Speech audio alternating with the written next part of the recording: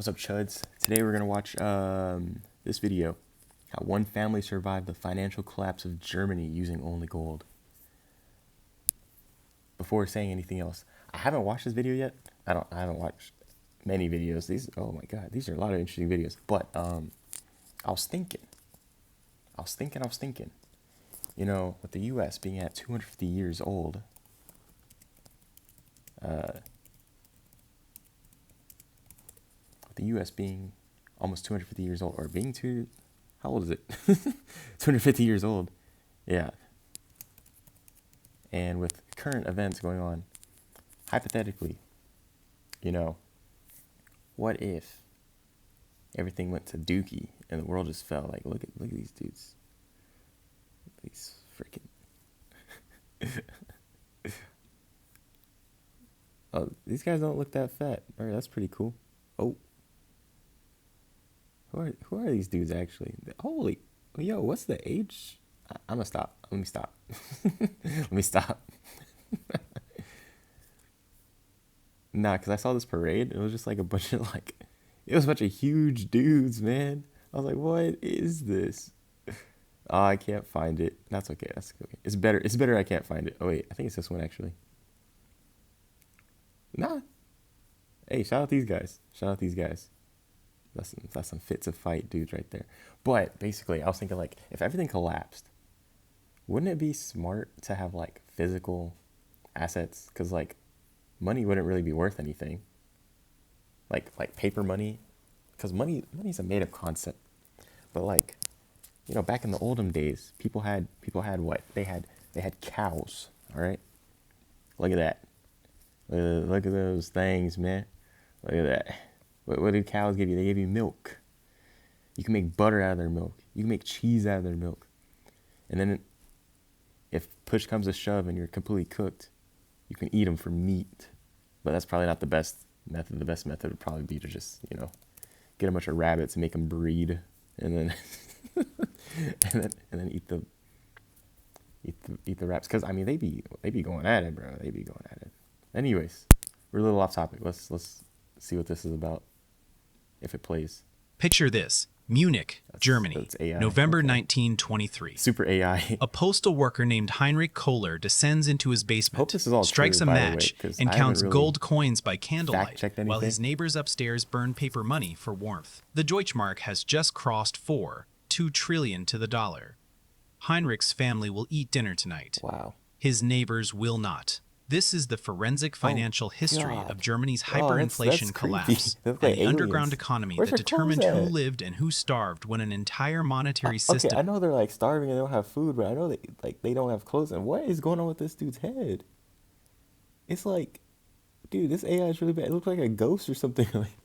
Disintegrated in 365 days. Heinrich Kohler worked for the Imperial German Postal Service. That's kind of cool. In 1914, he earned 2,400 marks annually, equivalent to roughly $571 at the pre-war exchange rate of 2 marks per dollar. He lived with his wife Martha and 2 children in a narrow 3-story house on Schönfeldstrasse, 20 minutes by foot from Munich's central post office. The house had been in Martha's family since 1897. They owned it outright. By 1919, Heinrich had been promoted to senior postal clerk. His salary had increased to 3,200 marks per year. But the exchange rate had already begun to deteriorate. The mark traded at 8.9 per dollar, meaning Heinrich's purchasing power had effectively been cut in half despite his promotion. Martha's brother Klaus, a machinist at the BMW aircraft engine plant, had begun converting his wages into physical goods immediately after each payday. Klaus bought tools, fabric, preserved food. See, that's what I was saying. This money is kind of worthless whenever things get that bad, so you just gotta actually have shit. Anything that held value better than paper currency. Heinrich thought Klaus was overreacting. The German government would stabilize the currency. It always had. Heinrich kept his savings in a municipal savings account at the Münchener Bank, earning 5% annual interest. By December 1919, he had accumulated 4,800 marks in savings. But Klaus had convinced Martha to do something different. Without telling Heinrich, Martha had been taking 50 marks from each month's household budget and walking to Friedrich Weiss's coin shop on Maximilianstrasse. Weiss sold pre-war gold coins, 20-mark pieces minted before 1914 when Germany was still on the gold standard. Each coin contains 965 grams of pure gold. In December 1919, Martha could buy one gold coin for 89 paper marks. She stored these coins in a wooden tobacco box in the basement, behind a loose stone in the foundation wall. Martha had learned this from Okay, her I mother. hate to skip ahead, but we don't got all the time. So I think the method is she just kept collecting these gold coins, and then things went bad. 3 times Germany's entire pre-war GDP. Finance Minister Matthias Erzberger. It's a very interesting video, not gonna lie. Overnight speculators. Okay. What this? In January 1923, when French and Belgian troops occupied the Ruhr Valley, Germany's industrial heartland, to force reparations payments. The German government called for passive resistance, meaning they would pay striking workers while producing nothing. This required printing even more money to pay wages for zero productivity. Heinrich watched the transformation daily at the post office. In February 1923, a standard letter required a 100 marks stamp. By June, the same letter cost 10,000 marks. The Postal Service reprinted rate cards weekly, then daily. By August, Heinrich's colleagues were calculating postage with slide rules because the numbers changed faster than they could print new rate charts. Martha's routine had adapted to the new reality. Every morning, she walked to 3 different shops: the baker, the butcher, and the grocer. She carried her husband's daily wages in a canvas bag because the denominations required for basic purchases no longer fit in a wallet. At the God baker, dang. she watched the proprietor, Herman Lang, change his prices between morning and Yeah, afternoon actually, have customers. you seen that? Because I think I've seen some like historical images where people like carry bags of money, uh, to buy basic needs, like to buy a bread, really. Germany. I think that was a thing. Like when I was looking at history books. Oh, please tell me those are images. Yeah, yeah, things like this. Bringing wheelbarrows and carts of money to buy the most basic things. I don't even know how that worked. Like, if you're like a shop and you're selling things, like, I almost feel like it'd be more worth it to just like be like, all right, we're not accepting money anymore. Your money's worthless. Salad or loaf of bread in Berlin that cost around 160 marks at the end of 1922. Cost, yeah, that's a lot of marks. That's a lot of marks. That's like crazy. Imagine trying to do a money spread and like it doesn't even like it's not even worth anything. Oh my god. Dude. Dude, I feel like a real money spread would be like having some bread on your arm, like some actual bread. What is this? 1,000 millarden. I don't really know what those numbers relate to, but okay. Okay, I would continue the video out, but I don't really like the AI of it, so we're gonna look for another one that's kind of going over the same point, but is an actual person. Wait, what's this? Nazi gold train. Oh, this is AI too, but it looks really pretty, so I gotta click it. In the final days of the war, a German train vanished in Poland. They said it carried gold, art, and secrets stolen from across Europe. As the Red Army closed in, the train left Breslau heading south. It was never seen Okay, again. fuck AI, bro. AI pisses me off. It's just so trash. Hey, a real person. All right. Thank you. Hi, This I'm guy's Jesse talking about Alexander, why. I and wanted to welcome talk to the about- Great War. Now, who was that guy? Who was that guy that got rich? Guy that got rich with gold, Germany, hyperinflation. I think his name was like Stock or something. Steins. Hugo Stinnes. Yeah, I want to watch that guy. Hugo Stinnes. Or how Hugo Stinnes got rich? Question mark. My ear hurts. Ow. Oh, this is more freaking AI, bro. I mean, it's going to explain the video, or the idea. Inflation King. This is probably Hugo Stinnes. It's a real person. This is AI. Oh my god. Is this AI too? This is just talking. I want to see a person. Hitler's secret bankers own what? No, that's crazy. How to steal 7 trillion?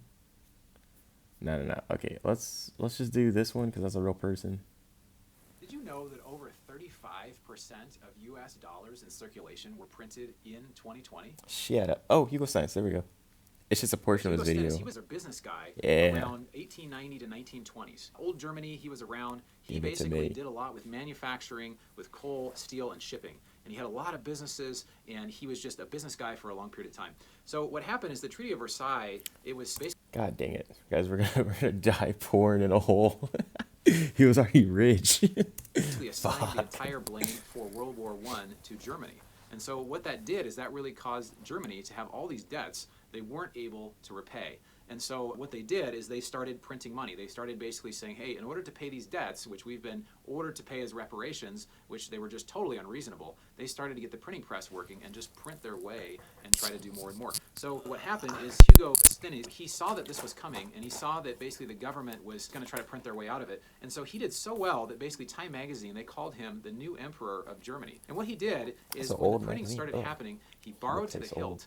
And he just went after it, going after business stuff. He had, several thousand businesses. He borrowed as much as he could to buy even more supplies, more businesses. He bought as much as he possibly could because he had this huge line of credit. So he saw what was coming and he got into more and more businesses. And then what happened is when inflation hit, he owned all these businesses and he owed a certain amount of money, but it was in currency that was much more valuable. For example, let's say he bought a business for, $1 million, and all of a sudden, $1 million was worth substantially less. Let's say $1 million was worth like $1, or it was worth $10. It was worth much less as they printed more and more money. So he became very, very, very wealthy. So if you see what he did, he really found a way to play the game, right? He found a way to play the game when the rules were changing. So what we can learn from Hugo, we can call him Hugo Boss, because he was like the boss when it came to money, right?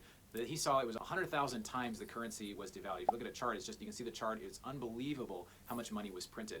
Now, I'm not saying necessarily that we're going to get there in the U.S. or the countries of the world are going to get there, but it is definitely possible as people see the printing press as being When does the this video come solution. out? One lesson that comes from this 4 is years that ago. dollars are fiat and they're worth less over time. So if you search the word fiat, besides it being a car that is a small European car, basically it means that it's a currency that's not backed by anything. At one point there was a strict limitation. You could only have the same amount of dollars or that you had the equivalent in gold. So there could be one $20 bill for every ounce in gold that was actually in Fort Knox or wherever it was being held. And that's why we had no inflation for a couple hundred years. But now we have. So dollars are fiat over time. It's simple math. It's important to find out strategies that you can do to benefit from inflation rather than be hurt by it. And so that's the point, is that money printing leads to inflation. Oh, It's he's also still important going. to think about how Yeah, I'll let over it play out. time you need Honestly, well, I said I'm gonna let it play out, and I interrupted. No, but on the Hugo Stinnes thing. So it seems like he was already rich, so he was able to just have a bunch of businesses, and it seems kind of, I don't know if it's exactly the same as today, but it seems the same. I mean, a bunch of businesses just buy up everything, and then inflation goes crazy. So then money is like worth less, but they actually own physical things like freaking BlackRock. That's just the most basic example. They just own a bunch of like housing and all that. And housing is like physical land. So even with the prices being jacked up all the time, they still kind of win. Cause oh my goodness. I don't even know how to explain, but I think the video already explained it. to find other strategies to make your money work for you. And there are different hedges and different ways that you can do this, that you can actually benefit, just as the inflation king, Hugo, did. My favorite ways to hedge against inflation, one is multifamily properties, because it basically, if you see the chart, it literally follows inflation. It just kind of goes up and to the right. Inflation rises, so does rent. So over time, it just tends to rise with inflation. Second thing is precious metals. Now, I have a video coming out about this. I think you're going to love, that's so what I was stay tuned saying. for that. You Is can see bro that. That's cooking? already posted. And so it's important that you prepare for what's happening, for what's coming. And this quote I'm going to share with you in a second is from John Wooden. He was the 10-time national NCAA Oh, men's I basketball wonder if you see me championship scratching winner. my He toe, bro. says, I'm scratching failing my to toe. prepare is preparing Shut up. to fail. So I encourage you just to have a plan. Try to find different alternative ways that if we do get in an inflationary environment that's more than 2% per year, maybe it's 5%, maybe it's 10%, maybe it goes higher. We just don't know, because right now there's so much money being printed. It's really important that you have a plan. So one plan that you can do is you can look at investing into multifamily real estate. Now that's our business. We're constantly looking at deals. He's trying to sell me on something. I can't buy a house, bro. What the heck? Instead of precious metals, use Bitcoin. All right, bro. All right. But yeah. Should I watch another one? I mean, wait, what's this? When you get rich and tell no one. I don't even know what this guy is. Like, how did he? Who is this guy? This Mark Tilbury. Hold up, hold up, hold up. I was just gonna end it, but like, who the heck is Mark? Who is Mark Tilbury? British entrepreneur, self-made millionaire, and popular social media. No, but how did he get? You know, let's save it for the next one. I'm a little bit curious about that one. But if you like the video, press the like button. All right, that's it.